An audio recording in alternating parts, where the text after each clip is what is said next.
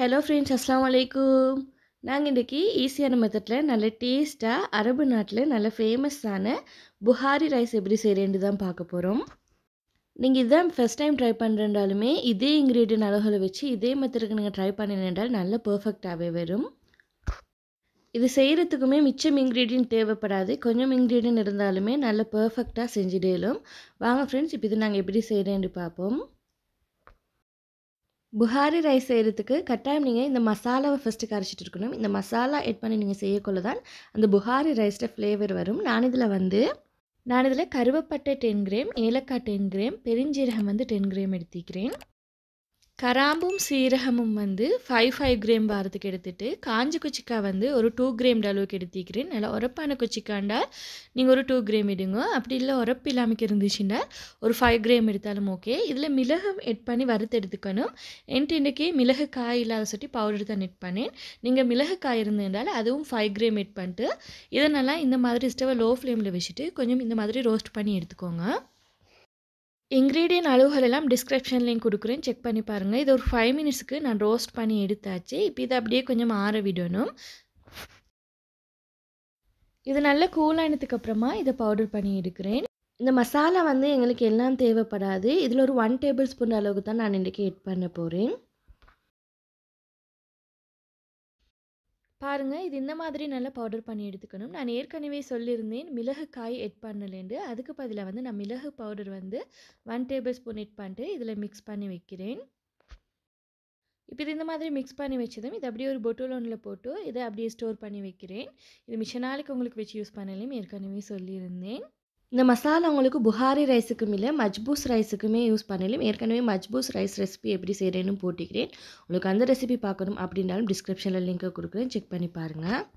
நான் இன்றைக்கி பீஃபில் தான் புகாரி ரைஸ் செய்ய போகிறேன். பீஃப் குக் பண்ணுறதுக்கு ஃபஸ்ட்டுக்கு ப்ரெஷர் குக்கரில் தான் 2 டேபிள் ஸ்பூன் கீ எட் பண்ணிட்டு அது கூடவே 100 ml ஆயில் எட் பண்ணுறேன். சரியாக 1/2 கப் அளவுக்கு எட் பண்ணிவிட்டு இதில் வெங்காயம் ஒரு 200 கிராம் வெங்காயமை இந்த மாதிரி நல்லா வதக்கி எடுக்கிறேன்.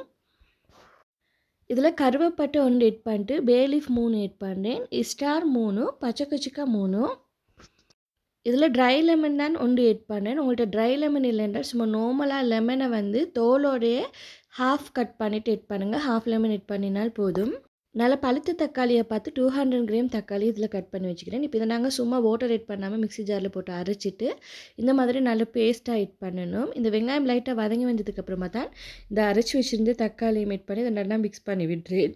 தக்காளி ஒயில்டு நல்லா வதங்கி இந்த மாதிரி லைட்டாக ஒயில்டு பிரிஞ்சு வந்ததுக்கப்புறமா இதில் நான் இன்றைக்கி டொமேட்டோ சோஸ் தான் எட் பண்ணேன். அதாவது தக்காளி சோஸ் 2 டேபிள் ஸ்பூன் எட் பண்ணேன். உங்களுக்கு இந்த டொமேட்டோ சோஸுக்கு பதிலாக டொமேட்டோ பேஸ்ட் எட் பண்ணுவோம். மேலும் பொதுவாக இந்த புகாரி ரைஸுக்கு டொமேட்டோ பேஸ்ட் தான் எட் பண்ணுவாங்க. நான் இன்றைக்கி டொமேட்டோ சோஸ் எட் பண்ணிக்கிறேன்.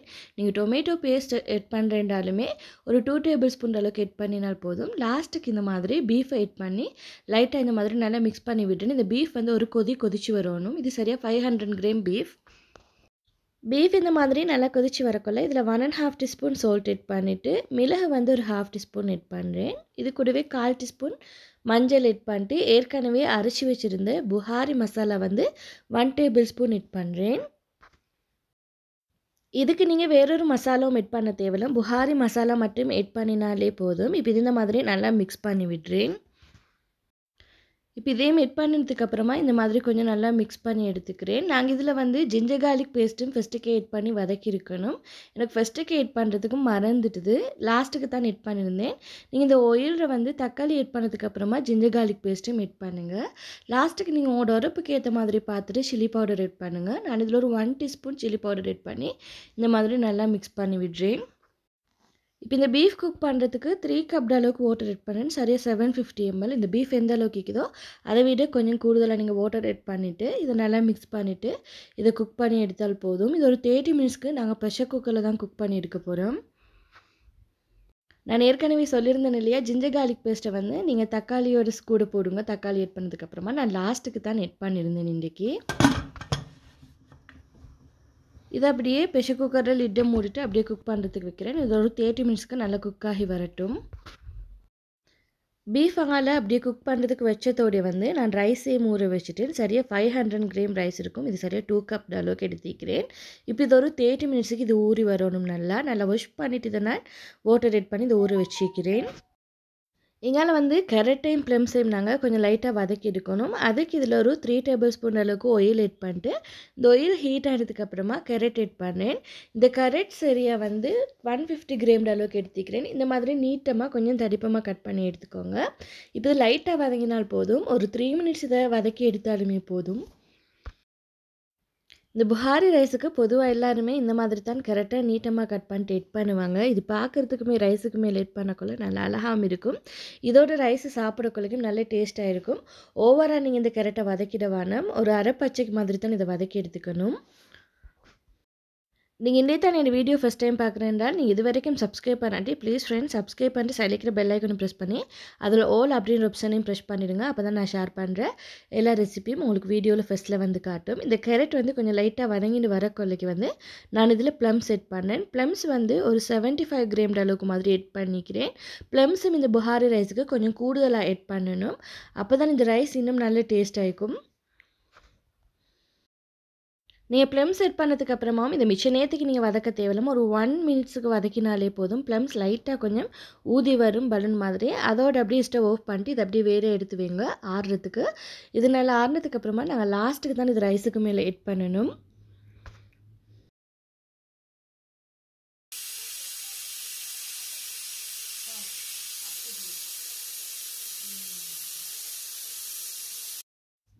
இந்த பீஃப் கறி 30 மினிட்ஸ் ஆகிட்டுது. நல்லா குக்காகி வந்திக்குது. இதில் இருக்கிற இந்த வாட்டருமே கொஞ்சம் வற்றி நல்ல திக்கான பதத்துக்கு வந்திக்குது.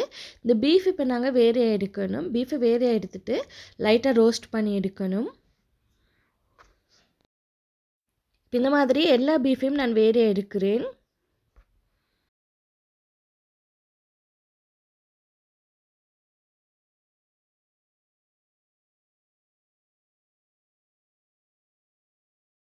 எல்லா பீஃபையும் எடுத்ததுக்கப்புறமா இந்த கிரேவியில் வந்து நான் ஏற்கனவே ஊற வச்சுருந்த ரைஸ் எட் பண்ணுறேன். நான் இன்றைக்கி இந்த ப்ரெஷர் குக்கர்லேயே தான் குக் பண்ணி எடுக்க போகிறேன். உங்களுக்கு வந்து இந்த ரைஸ் குக் பண்ணக்குள்ளக்கு லாஸ்ட்டுக்கு ரைஸ் குக்கரில் மாற்றி குக் பண்ணுவோம். மேலும் நீங்கள் ரைஸ் குக்கரில் மாற்றி குக் பண்ணுறா நீங்கள் பிகினர்ஸாக இருந்தனால உங்களுக்கு இன்னும் நல்ல ஈஸியாக இருக்கும். நான் வந்து இது இந்த மாதிரி ப்ரெஷர் குக்கரில் வந்து குக் பண்ணி எடுக்கிறேன் இன்றைக்கி.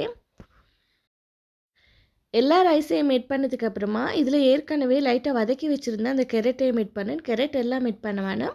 ஒரு காவாசிற அளவுக்கு கொஞ்சமாக எட் பண்ணுங்கள். அந்த கேரட் ஃப்ளேவரும் இந்த ரைஸில் இறங்கணும் அப்படின்றதுக்காக வேண்டி நான் கொஞ்சமாக எட் பண்ணேன். இந்த அளவுக்கு மாதிரி தான். இந்த மாதிரி மிக்ஸ் பண்ணி விட்டதுக்கப்புறமா இந்த கிரேவி மட்டும் எங்களுக்கு போதா இந்த ரைஸ் குக் ஆகிறதுக்கு. இப்போ இதில் வந்து நான் மில்க் எட் பண்ணேன். ஒரு 1 கப் அளவுக்கு மில்க் எட் பண்ணிட்டு வாட்டரும் வந்து ஒரு 2 கப் அளவுக்கு எட் பண்ணுறேன். நான் இன்றைக்கி கோகோனட் மில்க் தான் எட் பண்ணிக்கிறேன். உங்களுக்கு கோகோனட் மில்க்குக்கு பதிலாக ஃப்ரெஷ் மில்க் வேணும்னாலும் எட் பண்ணிடும். இப்போ இந்த மாதிரி மிக்ஸ் பண்ணினதுக்கப்புறமா வாட்டர் அளவு இந்த மாதிரி நீங்கள் செக் பண்ணிக்கோங்க. அந்த அகப்பையில் செக் பண்ணி பார்க்கறதுக்கே அரைவாசி அளவுக்கு வரணும். அப்படி இல்லாட்டி இந்த மாதிரி உங்களோட கையை போட்டு செக் பண்ணி பாருங்கள். இந்த 2 லைன் அளவுக்கு இருக்கணும். 2 இன்ச்சு அளவுக்கு மாதிரி வேறு இந்த லைன் இருக்குது இல்லையா அதோட அளவுக்கு மாதிரி வாட்டர் இருக்கணும். ரைஸுக்கு மேலுக்கு வச்சு செக் பண்ணி பாருங்கள் வாட்டர் அளவை. ஸ்டவ்வை மீடியம் ஃப்ளேமில் வச்சுட்டு இதை அப்படியே லிட்டை கவர் பண்ணிட்டு குக் பண்ணி எடுக்கிறேன். இங்கே வந்து பீஃப் வந்து ஏற்கனவே எடுத்து வச்சுருந்தேன் இல்லையா. இந்த பீஃபை வந்து நாங்கள் லைட்டாக ரோஸ்ட் பண்ணி எடுக்கணும். இது ஏற்கனவே நல்ல குக் ஆகின பீஃப் தான். நீங்கள் ப்ரெஷர் குக்கரில் 30 மினிட்ஸ் குக் பண்ணி பாருங்கள். அப்படி பீஃப் வேகாத மாதிரி இருந்துச்சுன்னா இன்னொரு 10 மினிட்ஸ் மாதிரி குக் பண்ணி எடுத்துக்கோங்க. நல்லா குக் பண்ணதுக்கு பிறகு தான் வந்து நாங்கள் இந்த பீஃபை வந்து ரோஸ்ட் பண்ணி எடுக்கணும். இதில் 1 டேபிள் ஸ்பூன் கீ எட் பண்ணிட்டு ஒரு 2 டேபிள் ஸ்பூன் அளவுக்கு ஆயில் எட் பண்ணுறேன். ஆயில் எட் பண்ணதுக்கப்புறமா இந்த பீஃப் அப்படியே எட் பண்ணிவிட்டு இதை கொஞ்சம் லைட் ரோஸ்ட் தான் பண்ணி எடுக்கணும். மிச்சம் பொரியிற அளவுக்கு நீங்கள் வைக்க தேவையில்லாம்.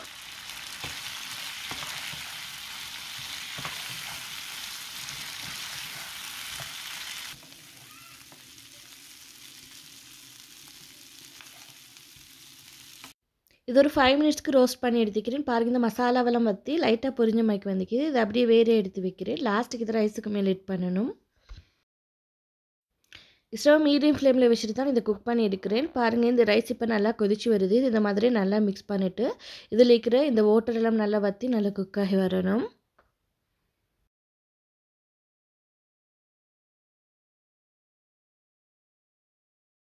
பாருங்கள் இந்த ரைஸில் இருக்கிற வாட்டர் எல்லாம் வற்றி இது 3/4 நல்லா குக்காகி வந்துக்குது. இப்போ இதை நாங்கள் டம்முக்கு போட்டு எடுக்கணும். டம்முக்கு போடுறதுக்கு இந்த ரைஸுக்கு மேலே ஏற்கனவே வதக்கி வச்சுருந்த கேரட் எட் பண்ணுறேன். இதில் இருக்கிற இந்த ப்ளம்ஸையும் சேர்த்து தான் நான் இதுக்கு மேலே ஆட் பண்ணிவிட்டு ஏற்கனவே அந்த ரோஸ்ட் பண்ணி வச்சுருந்த பீஃபையும் இதுக்கு மேலே ஆட் பண்ணுறேன்.